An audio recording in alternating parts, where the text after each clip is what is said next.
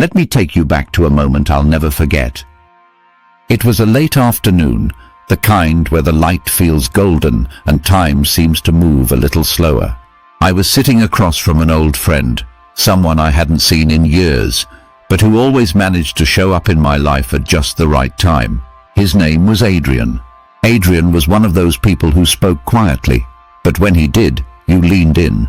He wasn't flashy, didn't quote fancy authors or wave around spiritual jargon, but he had lived, and he had learned, not from books, but from watching, from listening, from deeply paying attention to life.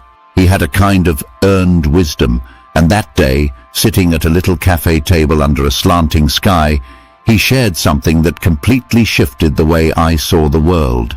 He said to me, "The law of attraction doesn't just respond to what you want. It responds to what you focus on, and what you focus on expands."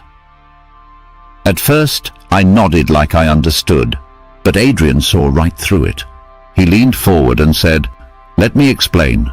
Every thought you think is like a signal, a frequency, and the moment you think it, it begins attracting other thoughts that are a match to it, automatically."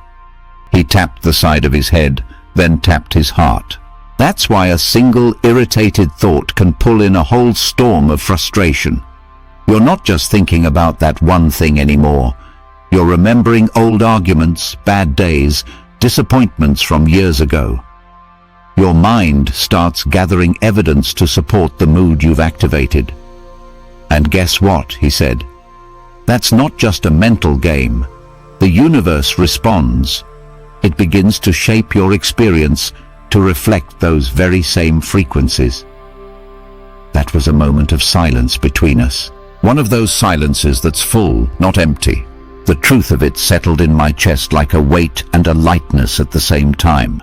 Adrian continued, "That's the law of attraction. Like attracts like. Not just in the obvious ways, money, love, success, but in the micro thoughts. The stories you tell yourself about your body, your worth, your past, all of it draws in matching energy." He looked at me directly and said, "So if you're always thinking about how unfair life is, or how tired you are, or how things never seem to change, well, the universe listens, and it says, 'All right, more of that coming up.'" I laughed awkwardly. "That sounds kind of cruel." He smiled, not unkindly. "It's not cruel. It's consistent. It's a mirror. The law doesn't judge, it just reflects. What you offer with your attention becomes your experience." Then he added something that stuck with me. Most people are walking around rehearsing their pain and wondering why they don't feel free. Let that sink in. Rehearsing their pain. Think about how many times you've repeated a story about your struggles, your diagnosis, your heartbreak, as if telling it again will somehow release it. But it doesn't. Not unless you tell it differently.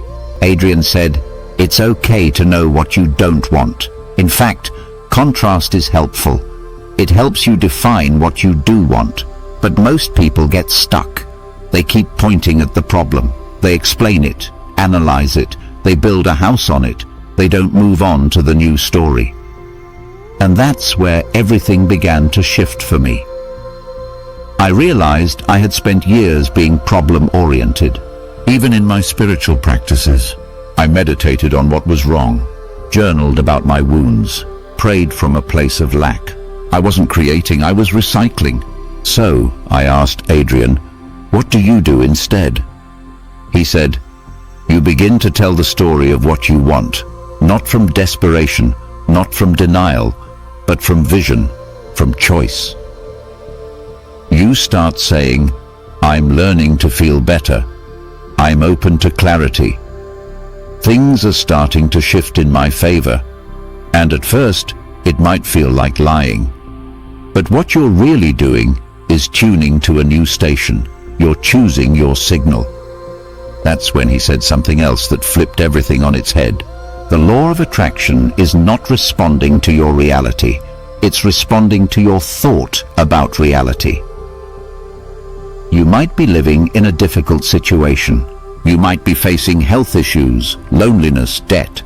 But the moment you choose to shift your focus, to even imagine a future that feels better, you've changed the signal. And that new signal? It has power. Creative power. Of course, Adrian wasn't saying, ignore your problems. He wasn't asking anyone to pretend everything's fine when it isn't.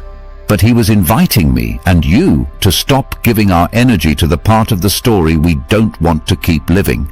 He said, even if you're sick, you can begin telling a story of healing.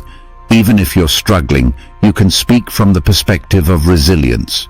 Because when you start telling the story you want to live, your life eventually has no choice but to catch up.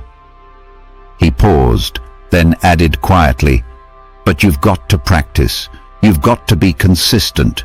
You've got to reach for better thoughts, not perfect ones, just better ones, until they start reaching for you. Since that day, I've started asking myself a question, one that I ask you to carry into your life. Is this the story I want more of? If not, change it. Not overnight, not with pressure, but gently, intentionally. Stop rehearsing pain. Start rehearsing possibility. Because the law is always working, whether we're conscious of it or not. And the story you choose to tell is the life you're setting into motion. So tell a new story, my friend. Tell it like you mean it. Tell it like your life depends on it. Because in many ways, it does.